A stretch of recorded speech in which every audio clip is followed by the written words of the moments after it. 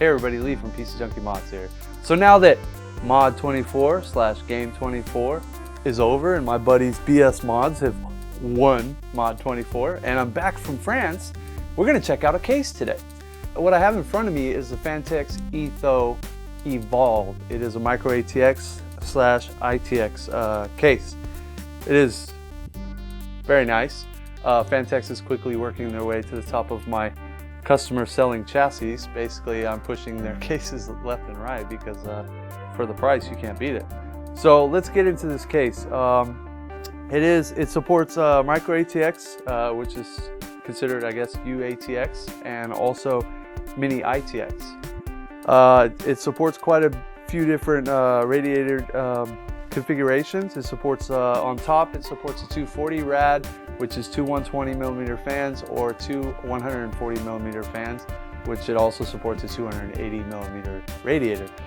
It does support in the front a 240 or a 140 radiator. It comes with a 200mm fan. And on the back, it supports a 120mm fan or 140mm fan. And the cool part is they're incorporating the sliding mechanism for your fan, so you can move it up or down. Really like that. It's real handy, so you're able to move your fan up just a little bit, or radiator per se. Some other cool stuff. It has a nice big window on the side here. You can see all your hardware. It is a smoked glass, and I did notice the doors are on hinges. So I'm going to go ahead and open it up. Oh, one other thing around back here, there's actually a 5 1/4 bay on the back side. So you just undo the 2 screws here, and then you have 5 1/4 access, which is a cool feature because I did notice a lot of the micro ATX style cases are doing away with the 5 1/4, because technically who really uses 5 1/4 anymore unless you're using a fan controller. Most media and stuff is on USB. Let me go ahead and open her up. And as you can see, sliding hinge or hinge door, and pretty easy, comes right off. So I'm going to go ahead and just open the whole case. I'll go ahead and strip her down in less than like 5 minutes here. Pop the top off. Pop the front off. Literally 5 minutes or less. And I'll pull off the fan grill on the front. Okay, now what we have here is pretty much just a butt naked chassis. Pull up the accessory box, kind of give you a better look. I did notice some cool features on the inside. It does have some SSD mounts along the side front area, so you could actually mount like 2 SSDs. There's multiple hole patterns here, so I'm not quite sure what the other holes are for, but I'm sure I'll figure it out when I go to building this. It does have a breakaway piece on the inside, just above the hard drive cages. There's 2 3.5 hard drive cages in the bottom area. So I'm pretty sure if you take that breakaway out, that's to support radiator configurations, and you'd probably have to take out the hard drives. Some other cool things that the Phanteks is stuck with is the nice big grommets. You got them above the motherboard, next to the motherboard. They also have the fan hub, and one of the cool things that I really like that they've stuck with is the Sata Power for the fan hub. One thing I'd like to see is maybe a couple more inches on this. It is kind of short, but you know, for people that are into wire management, I guess it could be okay, but Satas usually that come with power supplies are kind of awkward, so being able to run it down to like the power supply, maybe another 2 inches or so, would be awesome. Another thing I did notice when I opened the door is that none of the cables are actually attached to the door. So have no fear, if you open the door, you don't have to worry about your USB 3.0s or your LEDs or your mic jack or any of that stuff being on the door. I've seen some micro cases that actually have all the ports on the back door. In this case, they don't. Also, they do have the drop and lock SSD brackets here. Here's one.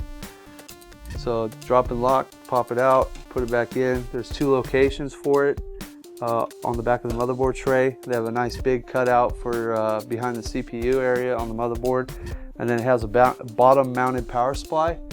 Also below the power supply, we have a nice size fan filter here. Just slides right out of the bottom. Or slides back into the bottom.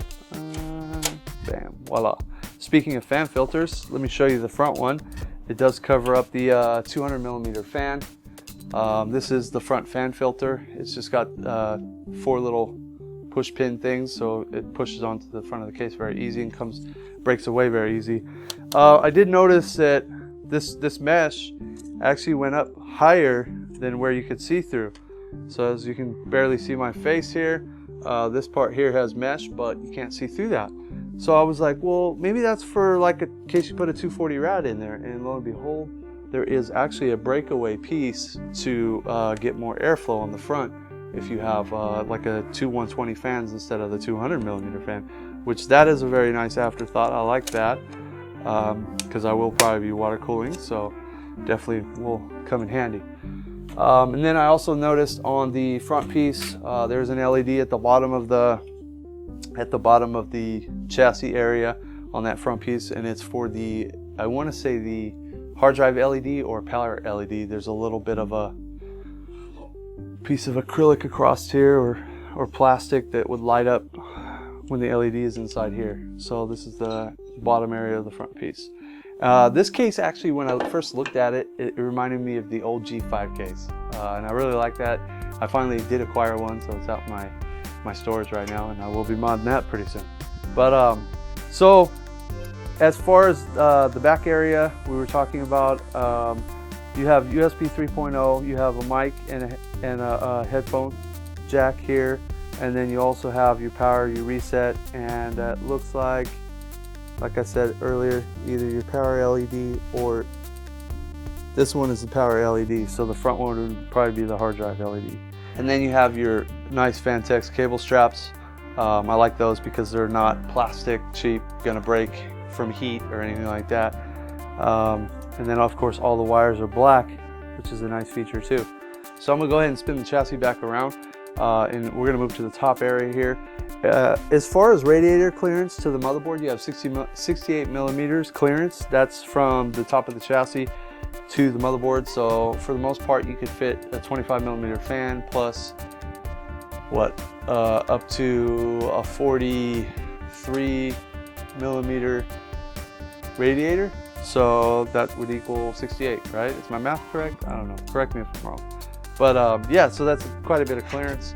And then as far as the top goes, as you can see, they got the sliding deal going on here, which is awesome. Love it.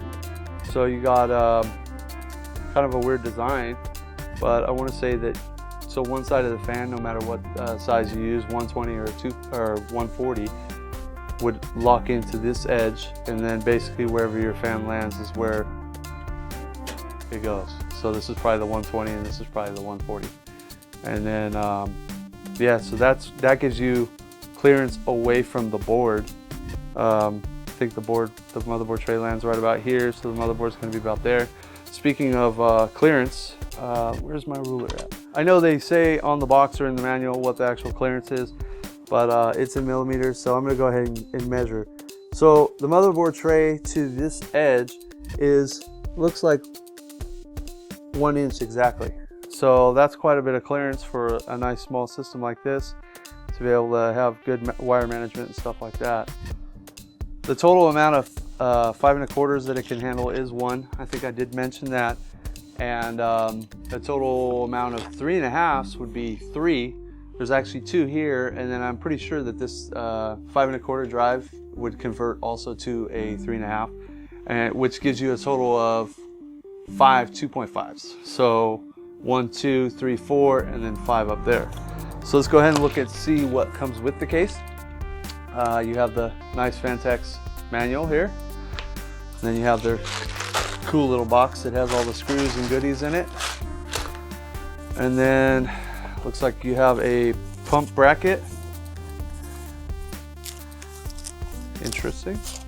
So there's a pump bracket, which not quite sure, didn't really look and see where this mounted, but my guess is going to be that it would mount underneath the hard drive area. So that's that. And then here's the 5 1/4 attachment. It actually would attach to the case in the top area in the back. So just 4 screws, pretty simple. And then they also come with looks like they have a couple LEDs in here. There's a green one and a red one, and a blue one. Interesting. So what I'm seeing now is that this LED that is on the front of the case actually has a connection like this. You could disconnect it and you could either go from, I want to say that the white one is probably on there right now. So you could go red, green, or blue. So I mean, that's a pretty cool thing, because a lot of people end up cutting their LED and replacing it with the color for their build, their scheme. So that's cool. And then they have some more of the Phanteks straps, and then some zip ties. So I was talking about the screws earlier. Another cool feature that I missed was the plate.